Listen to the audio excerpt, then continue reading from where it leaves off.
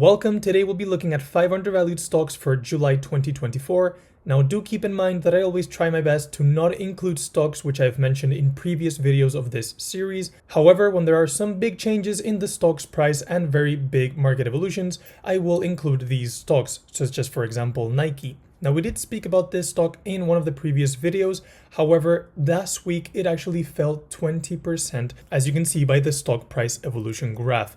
Currently, Nike is down around 34% in the past year, which is a massive drop for such a high quality company. Now Nike closing Q4 2023 was trading at a PE ratio of around 22-23 times. However, now I believe it will be trading at an even cheaper valuation. However, one thing to do mention is that, as you can see in Q4 2023, they do not have a price to cash flow ratio, as in TradingView it actually appears as they did not have any free cash flow in that quarter. Now when looking at their dividends, they are yielding a very safe 1.88% dividend yield at the moment, which is around at the highest that Nike has yielded in the past year. Now this dividend has actually been growing at a 10.7% CAGR for the past 3 years, which is impressive for such a high quality business. Now we can see that the revenue, gross profit, and net income has actually been decreasing quarter over quarter for the past year. And the reason why Nike stock is down so much in the past week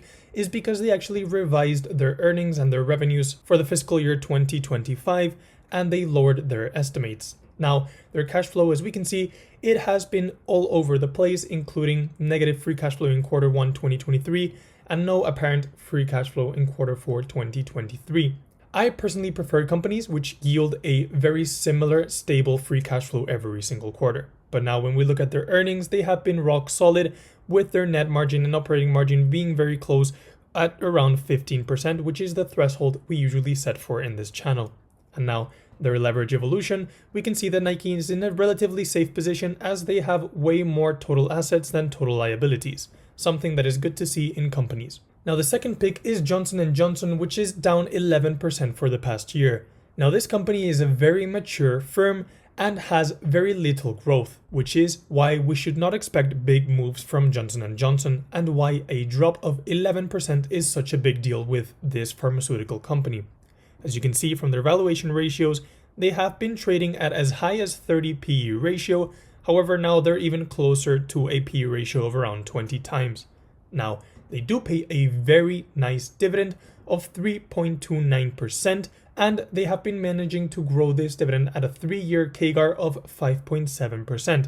However, the reason why they're down is that in recent quarters, their revenue, gross profit, and net income has actually been downtrending. This is very similar to the graph that Nike showed. But as we can see with their margin evolution, it has also been very stable, with their net margin decreasing in the past quarter, but currently sitting again at around 12 to 15%, around the threshold we set in this channel. Johnson & Johnson generates free cash flow, which I prefer over Nike's, because they are producing free cash flow every single quarter, and it is a lot more stable than the one we saw previously. However, I would do some research on why their free cash flow was lower in Q1 2024 and Q2 2023. Now, in a similar fashion to Nike, they are in a safe position, as their total assets are higher than their total liabilities. Stock number 3 is the Hershey Company, which is in the chocolate and confectionery industry.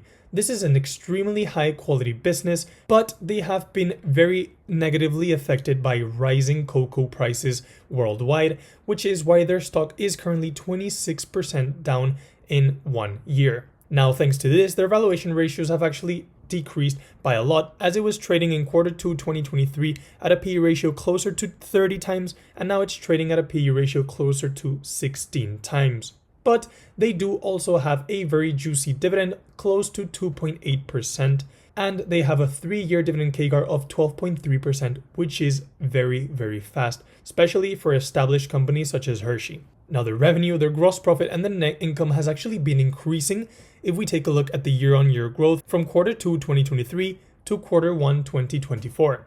And their net margins have actually grown. Their net margin and their operating margin are now currently sitting at above 25%, which is extremely positive. Now, the one thing that doesn't help Hershey is that the cocoa prices are not stabilizing, and I believe they are surviving right now since they had some future contracts in order to hedge for rising prices. However, I believe those will be expiring at some point in the near future. Now, their cash flow evolution is great. As we can see, it's growing since Q2 2023, and it's been very stable, which is what we like to see in this channel. And finally, they are in a very safe position as they have more total assets than total liabilities, something again that we like to see in companies. Stock number 4 is McDonald's, which has had a wild year. As we can see, in July 2023, it was at around 300, it dipped down to 52-week lows at around November 2023, then got all the way back to 1-year highs in January 2024, and it's now back down close to 52-week lows, down 14% in the past year.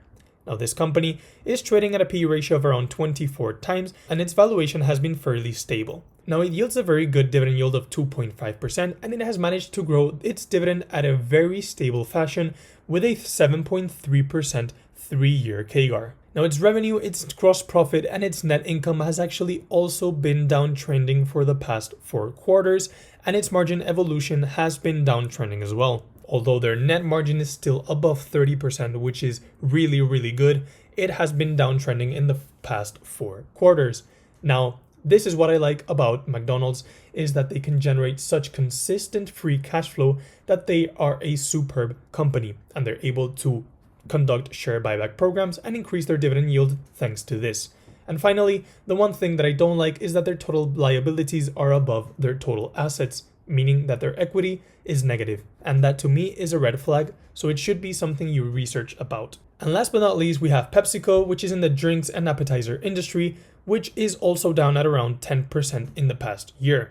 PepsiCo is a super high quality business, and since it's a very mature established company, its valuation ratios don't move up and down so much. But right now it's sitting at around 25 PE ratio and lower than a 20 price to cash flow ratio.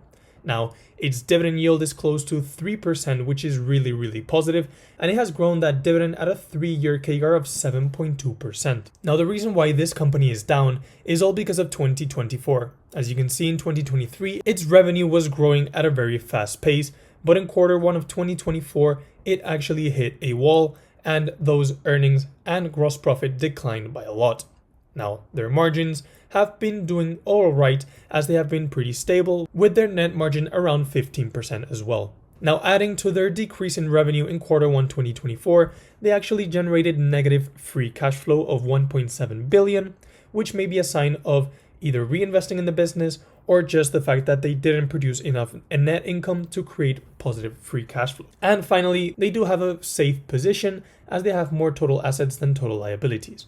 Now, before we move on, please remember that I'm not a financial advisor and this is not financial advice, so please do your own due diligence before you purchase any of these stocks. But as always, thank you for watching. This has been the Cashflow Compounder. Join the Patreon for extra content, and there is a link in bio for a free stock if you join Trade Republic.